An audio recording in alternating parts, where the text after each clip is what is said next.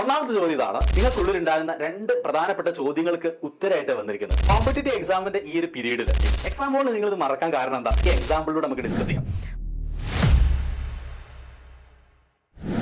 Hello മക്കളെ, താസാറാണ് കോഡുന്ന്.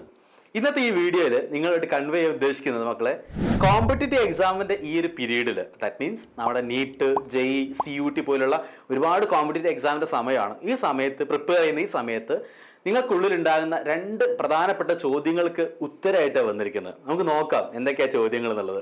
ഒന്നാമത്തെ ചോദ്യം ഇതാണ്, സാർ ഞങ്ങൾക്ക് പഠിക്കാൻ സമയം കിട്ടുന്നില്ല എന്നുള്ളതാണ്. നിങ്ങൾ പലരും നമ്മോട് പറയുന്ന ചോദ്യമാണത്. സാറേ പഠിക്കാൻ സമയം കിട്ടുന്നില്ല എന്നുള്ളത്. നിങ്ങളൊന്ന് ആലോചിക്കുക, ഈ എക്സാമിന് പ്രിപ്പയർ ചെയ്യുന്ന എല്ലാവർക്കും, അതുപോലെ തന്നെ എനിക്കും നിങ്ങൾക്കും, ഓക്കെ, എല്ലാവർക്കുള്ള സമയം 24 hour ആണല്ലോ.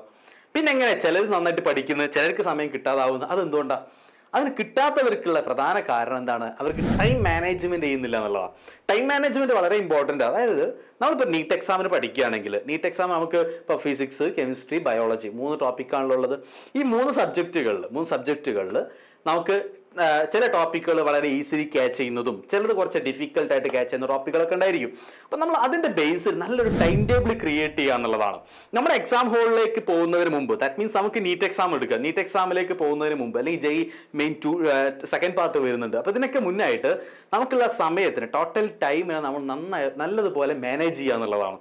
അതായത് നാളെ പഠിക്കാം, മറ്റന്നാൾ പഠിക്കാം എന്ന് വെച്ച് നമ്മൾ മാറ്റി വെച്ച് കഴിഞ്ഞാൽ നമ്മുടെ സമയം നഷ്ടപ്പെട്ടുകൊണ്ടിരിക്കുകയാണ്.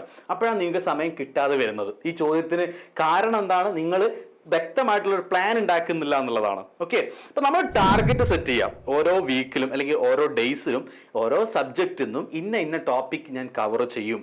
ക്ലിയർ ആണല്ലോ? ആ ടോപ്പിക്ക് കവർ ചെയ്യും വേണം, പക്ക ഫോളോ ചെയ്യണം. നമ്മളൊരു ടൈം ടേബിൾ ഉണ്ടാക്കിയാൽ മാത്രം പോരാ, ക്രിയേറ്റ് ചെയ്ത ടൈം ടേബിൾ പക്ക ഫോളോ ചെയ്യുകയും വേണം. അപ്പോഴേ നമുക്ക് നമ്മുടെ ടൈം മാനേജ് ചെയ്ത് കൊണ്ടുപോകാൻ പറ്റുള്ളൂ. ക്ലിയർ ആണ്? അപ്പൊ നമുക്ക് വേസ്റ്റ് നമ്മൾ അൺവാണ്ടഡ് ആയിട്ടുള്ള വേറെ സെക്ഷനിലേക്ക് നമ്മൾ മാറില്ല. നമ്മൾ പക്ക ഫോക്കസ്ഡ് ആയിരിക്കും നമ്മളെ പഠനത്തിൽ. റെഡി? ഇതാണ് ഫസ്റ്റ് ചോദ്യത്തിനുള്ള ഉത്തരം. റെഡി? രണ്ടാമത്തെ ചോദ്യം നിങ്ങൾ മെജോറിറ്റി പിള്ളേരും ചോദിക്കുക, സാർ ഞങ്ങൾ നന്നായിട്ട് പഠിക്കുന്നുണ്ട്, പഠിച്ച സാധനം എക്സാം ഹോളിൽ എത്തുമ്പോൾ ഞങ്ങൾ മറന്നു പോകുന്നു എന്നുള്ളതാണ്.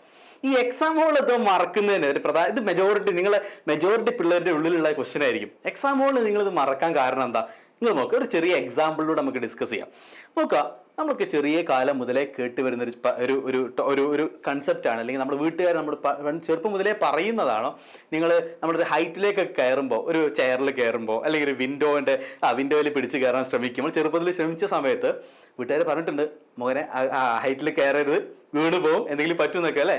അപ്പോൾ ആ ഒരു കൺസെപ്റ്റ് നമ്മൾ ചെറുപ്പം മുതലേ നമ്മുടെ ഉള്ളിൽ ഫീഡ് ചെയ്ത് വെച്ചിട്ടുണ്ട്.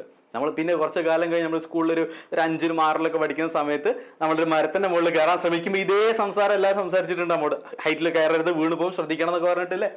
അങ്ങനെ ഇരിക്കുമ്പോഴാണ് നമ്മൾ ഇത്രയും കാലം വളർന്ന് ഇത്രയും ഏജ്ഡായി, ഇപ്പൊ നമ്മൾ നടന്നു പോകുന്ന സമയത്ത് നമ്മൾ പിന്നാലെ 2-3 നായകൾ കൂടി എന്ന് വിചാരിക്കാം. ഓക്കെ, നമുക്ക് വേറൊരു ഓപ്ഷൻ ഇല്ല. നമ്മുടെ മുന്നിൽ ഒരു മരം ഉണ്ട്, അതിൽ കയറി പറ്റിയ ഒരു ഓപ്ഷൻ ഉള്ളൂ നമ്മുടെ മുന്നിൽ. അങ്ങനെയെങ്കിൽ നമ്മൾ എന്ത് ചെയ്യും?